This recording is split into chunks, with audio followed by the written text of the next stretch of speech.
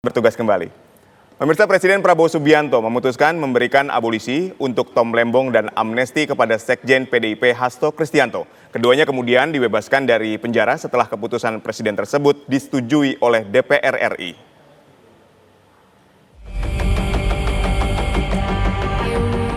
Presiden Prabowo Subianto memberikan abolisi kepada Tom Lembong dan amnesti kepada Hasto Kristianto. Keduanya bisa bebas dari penjara dengan keputusan dari Presiden Prabowo tersebut. DPR RI menyetujui permohonan yang diajukan Presiden Prabowo Subianto untuk memberikan abolisi terhadap mantan Menteri Perdagangan Tom Lembong. Selain itu, disetujui pula permohonan pemberian amnesti kepada 1.116 terpidana, termasuk Sekjen PDI Perjuangan Hasto Kristianto. R43 Pres 07/2025 tanggal 30 Juli 2025 atas pertimbangan persetujuan DPR RI tentang pemberian abolisi terhadap saudara Tom Lembong. Yang kedua adalah pemberian persetujuan atas dan pertimbangan atas Surat Presiden nomor 42 Pres 07/2025 tanggal 30 Juli 2025 tentang amnesti terhadap 1.116 orang yang telah terpidana diberikan amnesti, termasuk saudara Hasto Kristianto.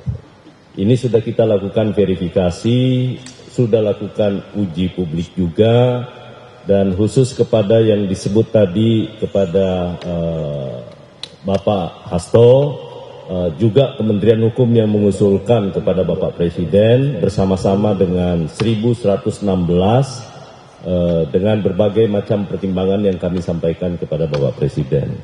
Demikian pula halnya pengusulan ke Presiden juga dilakukan oleh Menteri Hukum atas pemberian abolisi kepada saudara Tom Lembong. Pakar Hukum Tata Negara Margarito Kamis menyatakan abolisi dan amnesti bisa menjadi solusi pemersatu bangsa. Pemberian abolisi dan amnesti merupakan hak prerogatif Presiden. Kalau dalam kekacauan, negara ini kacau, maka ini menjadi jalan keluar untuk orang kembali. Memaafkan agar orang mulai kembali menjaga kesatuan dan segala macam gitu ya. Nah kedua, perlukah Presiden menjelaskan alasan dia memberikan? Harusnya perlu apa enggak? Sebentar, perlukah atau tidak menjelaskan? Sangat tergantung. Undang-undang dasar tidak mengharuskan Presiden untuk menjelaskan mengapa dia mengambil kebijakan itu. Karena itu penuh prerogatif. Sebelumnya, mantan Menteri Perdagangan Tom Lembong divonis 4 tahun 6 bulan penjara dalam sidang kasus korupsi impor gula hari Jumat. Putusan vonis ini lebih rendah dari tuntutan jaksa 7 tahun penjara.